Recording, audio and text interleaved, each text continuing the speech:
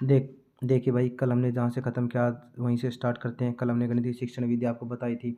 उससे हमने आपको बताया था कि आगमन विधि मोस्ट इंपॉर्टेंट होती है। पूछा जाता है कि अगर हम उदाहरण से नियम की ओर जाते हैं तो कौन सी विधि है? आगमन विधि। ठीक है, ऐसे हमने एक बताई थी आपको निगमन विधि, जो आगमन की बिल्कुल विपरीत होती है। इसमें क्या करते हैं, इसमें रूल पहले बता देते हैं बच्चे को, बाद में क्या देते हैं, एग्जाम्पल देते हैं बच्चों को, अलग अलग उदाहरण देते हैं। ठीक, फिर हमने बताया था कि विश्लेषण विधि क्या होती है? टुकड़े में करके पढ़ाना, बच्चों को अलग अलग टुकड़ों में पढ़ाना। संश्लेषण क्या होता है? इकट्ठा करके पढ़ाना। ठीक है, ऐसे ही फिर आती है प्रयोगशाला, लैब विधि। लैब विधि में क्या है कि बच्चे खुद करके सीखते हैं, यानी कि बच्चे करके सीखेंगे, चीज़ों को क्या करेंगे, ऑब्जर्व करेंगे।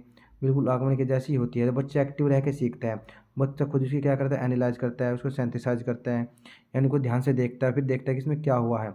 जैसे हम क्या करते हैं, हम बच्चों को ये समझा देते हैं कि बच्चों जो बड़ी भुजान है इसको हम कर्ण बोलते हैं, इसको हम क्या बोलते हैं, लंब, इसको क्या बोलते हैं हम, आधार। ठीक है, तो ऐसे हम पाइथागोरस थ्योरम बताते हैं बच्चों को। तो ये सब ये लेबोरेटरी में होता है, प्रूफ करके दिखाते हैं इन सब का। इसमें जो हम चीज़ें जानते हैं पहले, उससे हम अज्ञात की ओर लेकर जाते हैं। तो कौन सी विधि है? प्रयोगशाला विधि। भाई सारी विधि इंपॉर्टेंट है, एक क्वेश्चन जरूर बनता है इनसे। एक आते हैं फिर आपकी विधि कौन सी है, ये नाम है इसका अनुसंधान विधि, यानी होलिस्टिक विधि। इस इंग्लिश में नाम पूछा जाता है, हिंदी में नहीं पूछा जाता इसका, कि होलिस्टिक विधि किसे कहते हैं और किसने इसकी खोज की थी। होलिस्टिक विधि खोज किसने की थी? आर्मस्ट्रॉन्ग ने। ये क्वेश्चन इंपॉर्टेंट है, बस यही पूछा जाता है यहाँ से, और कोई क्वेश्चन नहीं आता इसमें से। आगे आता है आपकी प्रयोजना। प्रयोजना विधि क्या होती है? Project method. इसकी खोज किसने की थी? किलपैट्रिक ने। ये भी मोस्ट इंपॉर्टेंट भाई, ये बता रहे हैं इंपॉर्टेंट में, जो रिपीट हुए, बार बार रिपीट हुए, एक बार नहीं हजारों बार रिपीट हुए क्वेश्चन, बार बार, ऑनलाइन में और ऑफलाइन में भी। तो किलपैट्रिक विधि पता लगी, इसमें क्या करेगा, क्रियात्मक, क्रियात्मक मतलब लर्निंग बाय डूइंग, खुद करके सीखता है बच्चा। रचनात्मक करेगा, उसके कौशल का विकास होगा, और क्या, उसे आनंद आएगा, यानी कि प्रोजेक्ट पे कोई चीज़ चल रही है, भाई प्रोजेक्ट पे ऐसे चल रहा है कुछ, बच्चों को पढ़ाया कि बच्चों ये 1 है, ये 2 है, ये 3 है, तो बच्चे को क्या हो रहा, बच्चे को तो मज़ा आ रहा है कि बच्चा देख रहा है, आनंद ले रहा है उसका।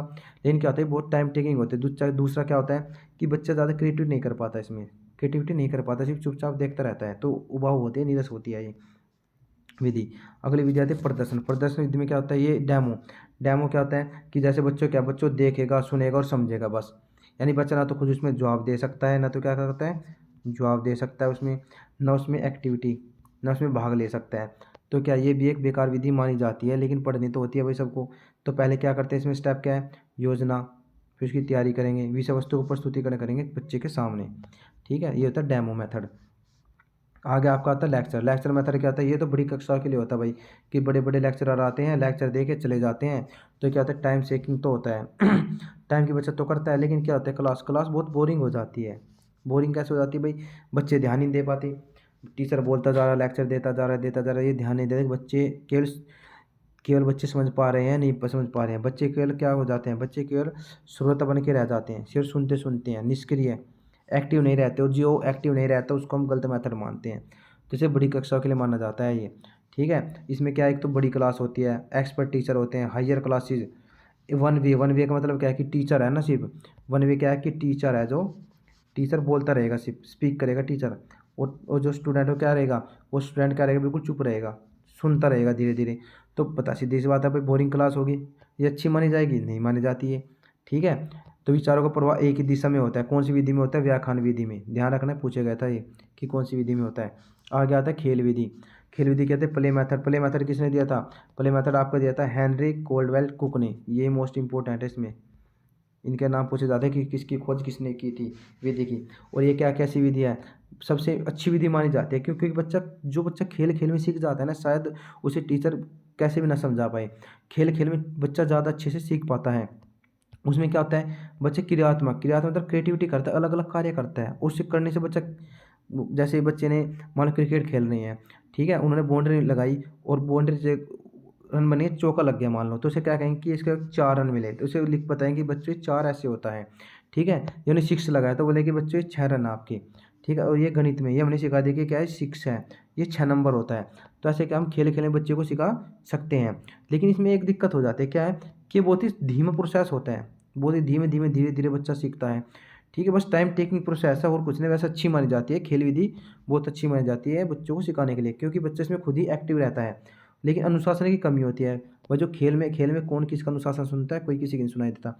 ठीक है, आगे बढ़ते हैं समस्या समाधान विधि। समस्या समाधान में क्या होता है कि वो यह भी प्रॉब्लम की पहचान करेंगे, उसे प्रस्तुत करेंगे और बच्चों को हल करके दिखाएंगे। ठीक है, तो प्रॉब्लम सॉल्विंग मेथड होता है इसमें, कोई इसमें क्वेश्चन बना नहीं है वैसे आज तक, लेकिन बस पढ़ लेना। ठीक है, आगे देखिए, आगे ये है कि कोठारी आयोग ने गणित को पहली कक्षा से 10वीं कक्षा तक अनिवार्य विषय के रूप में रखने पर बल दिया था। पूछा जाता है कि कोठारी आयोग ने, किस आयोग ने गणित को अनिवार्य विषय के रूप में रखने पर बल दिया था? कौन से आयोग ने दिया था? एनसीएफ 2005 ने दिया था, कोठारी आयोग ने दिया था, आरटी 2009 ने दिया था, इनमें से कोई नहीं। तो किसने दिया था? कोठारी आयोग ने दिया था। आया था क्वेश्चन ये, इसलिए मैंने पूछा आपसे किसने दिया, कहाँ कौन सी कक्षा से? पहली कक्षा से 10वीं कक्षा तक। ऐसे एक क्वेश्चन ईवीएस में बनता है। क्या पूछा जाता है कि ईवीएस, क्या ईवीएस की जो बुक है वो पहली कक्षा से लागू हो जाती है? नहीं, ठीक है। या जो साइंस की बुक है वो पहली कक्षा से लागू हो जाती है? तो नहीं, साइंस की नहीं लागू होती। साइंस की जगह पे किसकी लागू होती है? ईवीएस की लागू होती है, ठीक है भाई, साइंस की लागू नहीं होती। तो आगे देखिए, ये शिक्षण विधि है और ये इनके जनक है, इनके सामने, इनको एक बार पढ़ लेना, इनमें से क्वेश्चन बन जाता है कभी कभी, ठीक है। बाकी मैंने एक बार और किसी अलग अलग से वीडियो बनाऊंगा, उससे बता दूंगा ट्रिक से याद करना कि कैसे याद होता है ट्रिक से, वैसे तो भूल जाओगे तुम मैंने। अब देखो, अब मोस्ट इम्पोर्टेंट जो टॉपिक है ऑनलाइन में जो सबसे ज़्यादा पूछा गया था, मतलब पूछने मतलब है कि हर हर एक जो तुम्हारी जितने भी पेपर होते हैं ऑनलाइन में, हर एक शिफ्ट में एक क्वेश्चन बना था। तो सबसे पहले शिफ्ट में एक क्वेश्चन बना था, सबसे पहले ऑनलाइन पेपर था पहले दिन ही, कि अबेकस क्या है।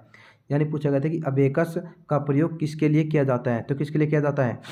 फेस वैल्यू के लिए, एडिशन के लिए, सब्ट्रैक्शन के लिए। अबेकस साथ में आपको नहीं पता, बता दो क्या होता है कि आपने छोटी कक्षाओं में या फिर वहाँ पे देखा होगा आंगनवाड़ी में, ऐसे एक बॉक्स होता है, यहाँ पे ऐसे गोले से बने होते हैं, मतलब पैसे गले होते हैं इसमें। तो हमें गिन कर यहाँ लिखना, एक और एक, दो और एक, तीन, गिन कर लिखना होता है, ये दो, ये तीन। तो ये क्या होता है? अबेकस। अबेकस होता है गिनतारा।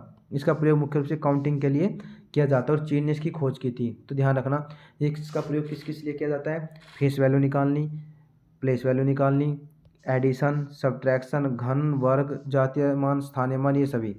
अब दूसरा आपका जियो बोर्ड। जियो बोर्ड क्या होता है? ये ऐसे होता है, मान लो कोई एक इधर है, एक इधर है, एक इधर, एक इधर कोने पर है, इनको हमने रबड़ बैंड से ऐसे जोड़ दिया, बच्चों बता दिया कि ये बच्चे बंद फिगर है, यानी क्लोज फिगर है ये, ठीक है। फिर हमने एक ऐसे कर दिया, एक इधर ऐसे छोड़ दिया, ऐसे ही बस ये ऐसे छोड़ दिया, मिलाया है, तो क्या कहते हैं बच्चों? ये ओपन फिगर है, ठीक है। तो इसका प्रयोग जियो बोर्ड को किस लिए किया जाता है? बंद या खुली आकृति को समझाने के लिए। तो होता क्या है ये? रबड़ बैंड का प्रयोग किया जाता है इसमें, या फिर धागे का इस्तेमाल भी कर सकते हैं, और बच्चों को बताया जाता है कि कौन सी आकृति खुली और कौन सी बंद है, यानी खुली और बंद आकृति को समझाने के लिए इसका यूज किया जाता है, ठीक है। तो जियो बोर्ड होता क्या, किस लिए मेनली यूज होता है? ये आपको होता है त्रिकोण के लिए, वृत्त के लिए, आयत के लिए इसका प्रयोग किया जाता है, और ये मुख्य रूप से सिर्फ और सिर्फ 2D के लिए वैलिड होता है। 2D समझते हो ना, 2 डायमेंशन। और 3D के लिए वैलिड नहीं होता। कौन सा बॉक्स? आपका जियो बोर्ड, ठीक है भाई। जियो बोर्ड सिर्फ 2D के लिए यूज होता है। 2D समझते हैं ना, वर्ग, आयत, वर्ग का क्षेत्रफल, आयत का क्षेत्रफल, ठीक है, इनके त्रिकोणमिति त्रिभुज, त्रिभुज का क्षेत्रफल, इनके लिए प्रयोग किया जाता है 2D के लिए। अब आगे आपका आता है 10 ग्राम। 10 ग्राम भी पूछा गया था भाई, क्या पूछा गया था? 10 ग्राम में पूछा गया था कि 10 ग्राम में किस के चित्र होते हैं या किस की आकृति होती है? तो ऑप्शन था कि वे जानवर की, मनुष्य की, या दोनों की। तो इनके दोनों की आकृति होती है। ये इसका आकृति आपने देखी भी होगी कि ऐसे ऐसे ना अलग अलग से बॉक्स से बने रहते हैं। आंगनवाड़ी में आपने देखोगे, पहली कक्षा में देखो तो बच्चे ने इनको जोड़ जोड़ के ऐसे ऊपर नीचे जोड़ के इनका घर सा बना लेते हैं, ठीक है, गाड़ी सी बना लेते हैं। या फिर क्या करते हैं, उनके जब मुंह जोड़ते हैं तो ऐसे एक जिराफ सा बना दिखाई देता है, इस तरीके से जिराफ जिराफ दिखाई देता है, अलग अलग ऐसे ऐसे दिखाई देता है, अलग चित्र से दिखाई देते हैं। तो इनको ही बोलते हैं 10 ग्राम, ठीक है, जो अलग अलग वे बॉक्स से दिखाई देते हैं ना, आंगनवाड़ी में भी होते हैं वे। या फिर पहली से दूसरी कक्षा में छोटी छोटी जो प्ले स्कूल, हाँ प्ले स्कूल होते हैं, सबसे अच्छा एग्जाम्पल है प्ले स्कूल में आपको दिखाई देंगे जो बच्चे जोड़ जोड़ के देखते हैं। तो देखिए क्या है कि 10 ग्राम के अलग अलग टुकड़ों से हम कई जानवरों और इंसानों और यहाँ तक कि चीज़ों की आकृति बना सकते हैं। इसका आविष्कारक कौन था? इसका आविष्कारक था चीन। कौन था? चीन। इसमें किस किस का यूज किया जाता है? इसमें भाई एक तो होता है आपका त्रिभुज, कितने त्रिभुज होते हैं? 5 तो होते हैं आपके ट्रायंगल। एक क्या होता है आपका? एक होता है आपका वर्ग, और एक क्या होता है? एक होता है आपका समांतर चतुर्भुज। एक समांतर चतुर्भुज होता है, ये 3 आकृति होती है इसमें। फिर आपका आता है कि जियो बॉक्स। जियो बॉक्स क्या है कि पेन, पेंसिल, ज्यामिति इनके सामान को रखने के लिए जो ज्योमेट्री बॉक्स है, ये जियो बॉक्स ही होता है। जियो मैंने ज्योमेट्री, बॉक्स मैंने बॉक्स, यानी ज्योमेट्री बॉक्स। पेन पेंसिल रबड़ रखते हैं जिसमें, उसको बोलते हैं जियो बॉक्स। ये किस लिए प्रयोग किया जाता है? जो हमारी ज्योमेट्री होती है, ज्यामिति होती है ना, उनके सामान को रखने के लिए इसका यूज किया जाता है। अब आगे आपका आता है ग्राफ पेपर। ग्राफ पेपर क्या है? ग्राफ पेपर का यूज आपने देखोगे, ऐसे ग्राफ पेपर ऐसे होता है, लाइनिंग से बनी होती है। तो इससे किस लिए यूज करते हैं? जैसे 2.3 है तो हम दशमलव वाली संख्या को दर्शाने के लिए यूज कर लेंगे कि ये तो 2 है, ऐसे 1 2 3 गिनो। दोबारा बताता हूँ, देखो मान लो जैसे ये है, ये ग्राफ पेपर है, ठीक है भाई, 2.3 लिखना है तो 1 ये 2, तो 1 2 3 तो 0.3 ऐसे, तो 2.3 ग्राफ पेपर पर दर्शाने के लिए किसको, दशमलव संख्याओं को इसका यूज किया जाता है। तो क्वेश्चन बनेगा कि ग्राफ पेपर का प्रयोग किस लिए किया जाता है, दशमलव संख्याओं को पढ़ने के लिए, दर्शाने के लिए। फिर आपका आता है भिन्नकिट, भिन्नकिट क्या होती है, भिन्न को दर्शाने के लिए। ऐसे कागजी टुकड़े भिन्न पट्टिकाएँ क्या होती है, जो परिमेय संख्या होती है ना, परिमेय संख्या को दर्शाने के लिए, रेशियो प्रोपोर्शन को दर्शाने के लिए, इन सब के लिए इसका प्रयोग किया जाता है, भिन्नकिट का और भिन्न पट्टिका का। और जो मोस्ट इंपॉर्टेंट क्वेश्चन था ये उस पिछली बार नया क्वेश्चन था, लेकिन मैंने लिखा था, मुझे मिला था मेरे पेपर में ये, ठीक है। ये पूछा था, एक तो एबेकस पढ़ा था, ये है टेलर एबेकस, एबेकस नहीं भाई, ये क्या है, टेलर एबेकस। एबेकस तो क्या था, गिनतारा, जो काउंटिंग सिखाता था। ये किस लिए प्रयोग होता था, जो बच्चे दृष्टिबाधित थे, दृष्टिबाधित लोगों को सिखाने के लिए। सिखाते कैसे थे, इस पे ऐसे ऐसे बनते, चित्र से बने होते थे, इस पर भी ऐसे। और हम क्या करते थे, जो दृष्टिबाधित तो हाथ ऐसे, हाथ चलाकर बता देते कि 1 है, ये 2 है, ये 3 है, 4 ऐसे हाथ से। तो इसमें क्या होता है, ये पूछा गया था क्वेश्चन कि कितने लाइन और कितनी सेल्स होती है, 18 लाइन और 22 सेल होती है। इनको घुमा के पूछ देता है कि 18 इंटू 22 होती है, या 22 इंटू 18 होती है, या 24 इंटू 12 होती है, ऐसे। तो 18 इंटू 22 होती है। और कितने टुकड़े होते हैं, कागज़ के 100 टुकड़े होते हैं टेलर अबेकस में। आगे देखिए, आगे आता है जियो जेब्रा, क्या आता है, जियो जेब्रा। देखो जैसे शब्द दिया आपको दिखाई देता है जियो, और ये क्या है, जैबरा, ठीक है, जियो जैबरा। जियो मतलब क्या होता है, ज्योमेट्री, जैबरा मतलब क्या है, अलजैबरा, क्या, अलजैबरा। तो जिसका प्रयोग ज्योमेट्री अलजैबरा दोनों के लिए किया जाता है।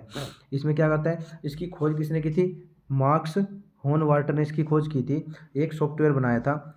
और इसमें क्या होता है, इसमें अलग अलग तरह की तो ठोस आकृति होती है, कैसे, ज्योमेट्री की, मेंसुरेशन, जैसे क्या कहते हैं ठोस आकृति, मतलब ये है कि आपको ऐसे दे दिया, ये क्या है, ये कौन है, कौन समझते हो ना, कौन होता है, शंकु, क्या होता है, शंकु। तो बच्चों को ठोस शंकु दिखाया जाएगा, ऐसे बिल्कुल ठोस से आकार में, कि बच्चे शंकु हैं। ये होती है ठोस आकृतियाँ आपकी। आगे क्या, आगे आता है गणित शिक्षण की गतिविधि। गणित शिक्षण गतिविधि कहते हैं कि बच्चों को हमने बहुत ज़्यादा बातें सिखानी है, तो कैसे सिखाएंगे, बच्चों को हम गणित क्लब में लेकर जाएंगे, गणित संग्रहालय में, गणित मेला, गणित की प्रयोगशाला और मनोरंजन क्रियाएं, अलग अलग मनोरंजन की क्रियाएं करवाएंगे, जिससे बच्चे का एंटरटेनमेंट भी और बच्चे साथ साथ में सीख जाए। आगे देखिए, आगे हर्बर्ट की पंचवर्षीय पाठ्य योजना। पंचवर्षीय पाठ्य योजना क्या है, ये भाई मोस्ट इंपॉर्टेंट था क्वेश्चन।